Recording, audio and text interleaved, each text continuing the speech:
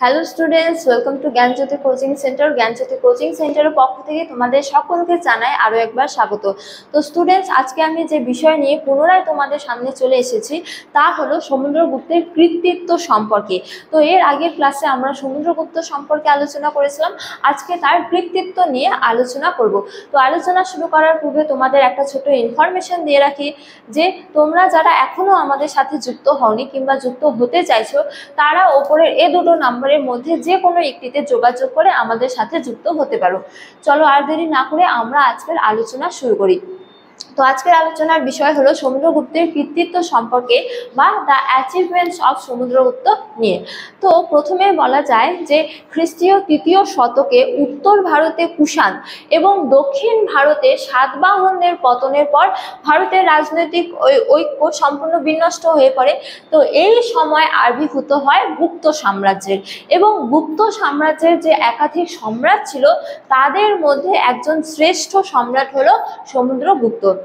তো সমুদ্রগুপ্ত সম্পর্কে আমরা কোন কোন উপাদান থেকে জানতে পারি? সমুদ্রগুপ্ত সম্পর্কে আমরা মূলত তার সভাকবি হরিসেনের রচিত এলাহাবাদ প্রশস্তি, তারপরে ইরান লেখো, এছাড়া হলো যে তার আমলে রচিত বিভিন্ন স্বর্ণ মুদ্রা, এছাড়া বৌদ্ধ গ্রন্থ আর্য মঞ্জুশ্রী, মূল কল্প এবং কালিদাসের রঘুবংশম থেকে আমরা সমুদ্রগুপ্ত সম্পর্কে জানতে পারি।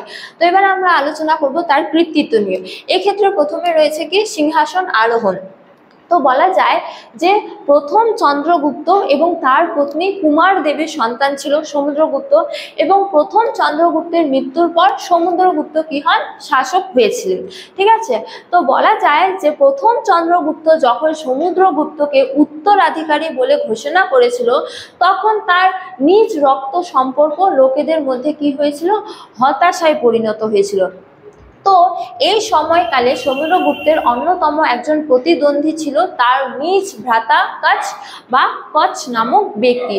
তো সমুদ্রগুপ্ত এই কচ্ছ নামক ব্যক্তিকে পরাজিত করে নিজ হলো যে সিংহাসন বা গুপ্ত সাম্রাজ্যের যে শাসক হয়েছিলেন বলে জানা যায়।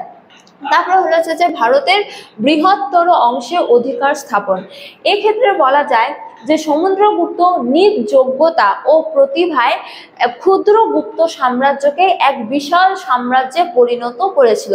তো এক্ষেত্রে বলা যায় যে সমুদ্রগুপ্ত যুদ্ধ জয় এবং অধীনতার নীতির মাধ্যমে পূর্বে ব্রহ্মনদ থেকে পশ্চিমে পাঞ্জাব এবং উত্তরে হিমালয় পার্বত্য পাদদেশ থেকে দক্ষিণে নর্মদা নদী পর্যন্ত কিন্তু নিজ সাম্রাজ্য বিস্তৃতি করেছিল। এরপর হলো যে তার রাজনীতি বিচার সম্পর্কে আলোচনা। তো প্রথমে বলা হয়েছে যে ঐতিহাসিক ডক্টর স্মিথ বলেছেন যে সমুদ্রগুপ্তের রাজনীতি হলো কি অগ্রাসী নীতি, অর্থাৎ পররাজ্য গ্রাস নীতি। আবার ঐতিহাসিক ডক্টর রায়চৌধুরী বলেছেন যে তার এই রাজনীতির পেছনে মূলত ভারতের রাজনৈতিক ঐক্যের আদর্শ বর্তমান ছিল।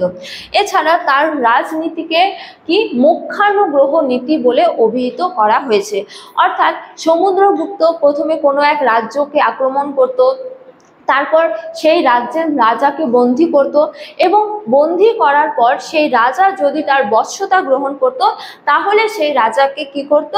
মুক্তি প্রদান করত, এবং কর প্রদানের মাধ্যমে সেই রাজাকে তার রাজ্য ফিরিয়ে দিত, কিন্তু সার্বভৌমত্ব ফিরিয়ে দিত না। অর্থাৎ সেই রাজাকে কি করা হতো? সমুদ্রগুপ্তের আভ্যন্তরীণ থেকে নিজ সাম্রাজ্য পরিচালনা করতে হতো। এরপর হয়েছে যে ব্রাহ্মণ্য ধর্মের পুনঃপ্রতিষ্ঠা। তো বলা হয়েছে যে গুপ্ত সাম্রাজ্য তথা সমুদ্রগুপ্তের আমলেই কিন্তু ব্রাহ্মণ্য ধর্মের পুনঃপ্রতিষ্ঠা স্থাপিত হয়। এছাড়া ব্রাহ্মণ্য ধর্মের পাশাপাশি কি সংস্কৃত ভাষার গুরুত্বও কিন্তু আরোপিত হয়। তারপরে হলো যে ব্যক্তিগত চরিত্র ও গুণাবলী। এই ক্ষেত্রে বলা যায় যে সমুদ্রগুপ্ত শুধুমাত্র বিখ্যাত শাসক এবং রণনীতিবিদই ছিলেন না, তার পাশাপাশি তিনি ছিলেন একজন মানবিক গুণাবলীর অধিকারী। তো মৃদু হৃদয় সম্পর্ক সমুদ্রগুপ্ত ছিল বিখ্যাত সঙ্গীত শিল্পী, তিনি কাব্য রচনা করতেন। এছাড়া তিনি কি রণবিদ্যার যথেষ্ট পারদর্শী ছিলেন। তো তার এই রণবিদ্যার কৌশল দেখে বা তার যে রণনীতি কৌশল দেখে ঐতিহাসিক ভিনসেন্ট স্মিথ তাকে ভারতবর্ষের নেপোলিয়ন বলে মানে আখ্যায়িত করেছেন। এছাড়া হলো হচ্ছে যে তার সঙ্গীত শিল্পের প্রতিভা দেখে অধিকাংশ ঐতিহাসিক তাকে বৃহস্পতি ও নারদের সঙ্গে তুলনা করেছেন। তারপরে বিজেতা হিসেবে তার কৃতিত্ব। তো বিজেতা হিসেবে বলা যায় যে হরিসেনের এলাহাবাদ প্রশস্তি থেকে জানা যায় যে সমুদ্রগুপ্ত উত্তর ভারত অভিযান করে 9 জন রাজাকে পরাজিত করেছিলেন এবং উত্তর ভারত অভিযানের পর দক্ষিণ ভারত অভিযান করে তিনি 12 জন রাজাকে পরাজিত করেছিলেন এবং সমগ্র উত্তর ভারত ও দক্ষিণ ভারত নিজ সাম্রাজ্যভুক্ত করেছিলেন। তো স্টুডেন্টস, এই ছিল আজকে আমার সমুদ্রগুপ্ত কৃতিত্ব সম্পর্কে আলোচনা। তোমাদের আলোচনাটি ভালো লাগলে অবশ্যই ভিডিওটি লাইক করে বন্ধুদের সঙ্গে শেয়ার করো এবং আমাকে অবশ্যই কমেন্ট করে জানিও তোমাদের ভিডিওটি কেমন লেগেছে। তোমাদের সাথে দেখা হবে অন্য এক ভিডিওতে অন্য এক টপিক নিয়ে। ততক্ষণ ভালো থাকো, সুস্থ থাকো। Thank you.